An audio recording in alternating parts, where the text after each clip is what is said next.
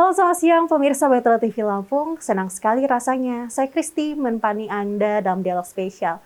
Selama 30 menit ke depan, saya akan menemani Anda dan tentunya kita akan membahas topik yang menarik pada siang hari ini. Pemirsa, Universitas Lampung menjadi perguruan tinggi negeri yang masuk dalam 10 besar di Indonesia. Tentunya hal ini tidak dicapai dengan gerak sendiri, namun adanya bantuan dari berbagai pihak dan tentunya kerjasama yang baik sangat dibutuhkan. Maka dari itu, ini terbukti Universitas Lampung dalam 3 tahun terakhir, Unila mampu menjalin lebih dari 246 kerjasama.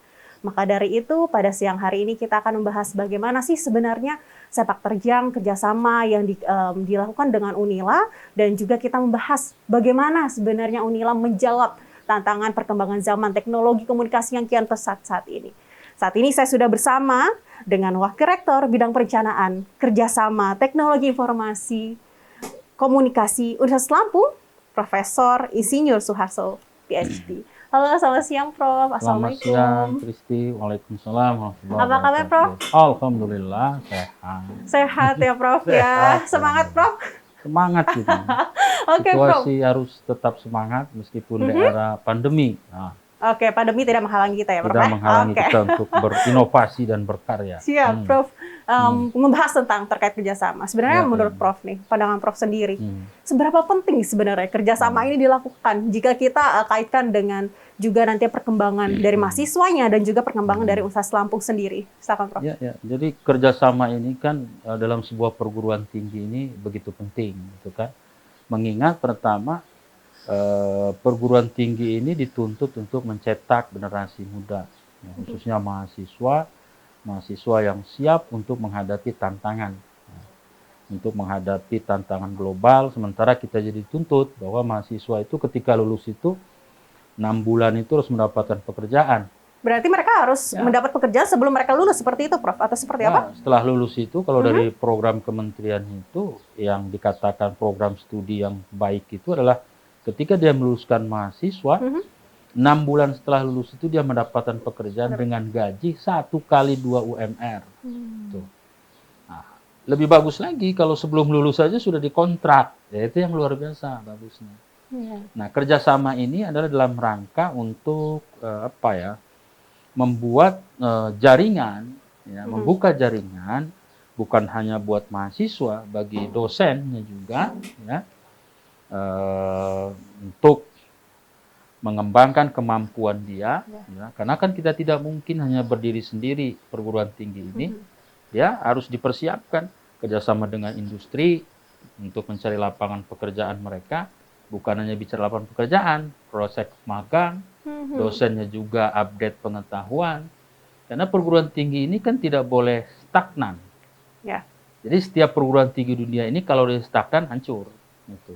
Karena dia harus senantiasa mengikuti perkembangan zaman, dan sebetulnya perguruan tinggi harus memandang zaman itu 2 langkah di atasnya. Jadi 2 tahap di atasnya itu dia harus persiapkan. Jadi sebenarnya saat lagi pandemi kayak gini, Unila bagaimana Prof? Apakah Unila menjadi kaget juga nih karena pandemi dan semuanya berubah, atau seperti apa Prof? Nah, sebetulnya kalau secara apakah kita siap atau tidak? Siap sebetulnya kita menghadapi era pandemi ini. Karena kan IT kita juga dibangun dengan kesiapan itu. Jadi perguruan tinggi saya katakan tadi 2 tahap pandangan ke depan itu mengantisipasi segala perubahan zaman yang akan terjadi. Seperti era pandemi, kan sebetulnya harus siap. Dan kita lihat juga di perguruan tinggi di Indonesia hampir tidak ada yang siap ketika dia menghadapi bagaimana membuat antivirus terhadap COVID-19, vaksinnya atau sebenarnya. Justru China, Amerika, Jerman, Inggris yang mereka siap karena fasilitas riset mereka itu mendukung. Nah, perguruan tinggi itu harus siap. Jadi istilahnya itu bukan sebagai pemadam kebakaran saja, gitu kan. Kalau pemadam begitu ada kebakaran kita langsung, tapi sudah antisipasi supaya tidak terjadi kebakaran seperti apa. Ya. Kalau ini nanti begini, harusnya kita seperti apa. Nah, tadi saya baru mendengar Pak Jokowi, ya, acara Majelis Rektor, saya mendengarkan pidato Pak Jokowi, ya kita harus siap menghadapi tantangan zaman. Coba lihat tuh orang, baru mereka bilang tentang si Elon Musk, dia katakan, kemudian dia bicara tentang sudah muncul baterai lithium dan sebagainya. Kita belum siap. Nah, perguruan tinggi itu harus siap menghadapi tantangan zaman, krisis global seperti misalkan krisis energi, harus bisa mencarikan alternatifnya apa. Jangan sampai kita terjebak ke dalam suatu keadaan yang membuat kita susah. Nah, selama ini kita kalau seperti krisis bahan bakar, dulu kan pernah kewalahan kita kan ketika harga bahan bakar naik. Kemudian kita tidak siap menghadapi itu. Semua jadi mahal barang kan. Nah, perguruan tinggi itu harus siap menghadapi itu. Kalau ada alternatif lain, nah itu harus perguruan tinggi yang memikir bersama lembaga riset. Nah, oleh itu kerjasama itu harus dipersiapkan dalam rangka, kalau di Indonesia kan disebut Tridharma perguruan tinggi.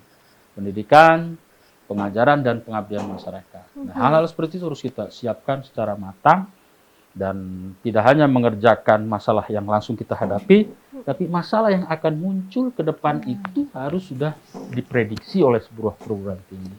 Lalu apakah kerjasama selama ini berjalan lancar? Apakah juga saat ini pandemi menghalangi kerjasama yang dilakukan oleh Unila dan juga kemitraan yang lainnya, Prof? Ya, kalau bicara kerjasama secara face to face, mungkin kita mengalami kendala ya. Di era PPKM dan sebagainya kita tidak bisa langsung berat. Tapi sekarang ini kan teknologi sudah berkembang. Dan kita dengan cepat mengadaptasi perubahan seperti itu. Ketika tatap muka bermasalah, ya kita bisa lakukan secara Zoom online. Nah, kemarin yang biasanya jadwal kita berkunjung teman-teman yang dari FISIP, ya, ilmu hubungan internasional itu biasanya ada summer school, ya, ke Zagreb, Kroasia. Tahun 2 tahun sebelumnya mereka kemari untuk berdiskusi, memberikan kuliah, kemudian pengembangan riset. Nah, karena tahun kemarin kita juga tidak bisa berangkat, kita lakukan secara online. Kita lewat Zoom meeting, summer school itu. Ada tuntutannya seperti itu sekarang. Jadi nggak bisa kita sudah kalau kita berhenti di tempat ya stagnan. Bicaranya negara ke depan gitu kan. Tetap kita harus berinovasi. Apa yang harus bisa lakukan? Nah, itulah tugas perguruan tinggi dan lembaga-lembaga riset. Baik. Berarti kerjasama ini juga sebenarnya harus didukung juga dengan SDM, yakni mahasiswa sendiri ya, Prof. Kita akan lanjutkan di segmen berikutnya ya, Prof. Pemirsa Metro TV Lampung, jangan kemana-mana, karena kami akan kembali setelah jeda pariwara berikut ini.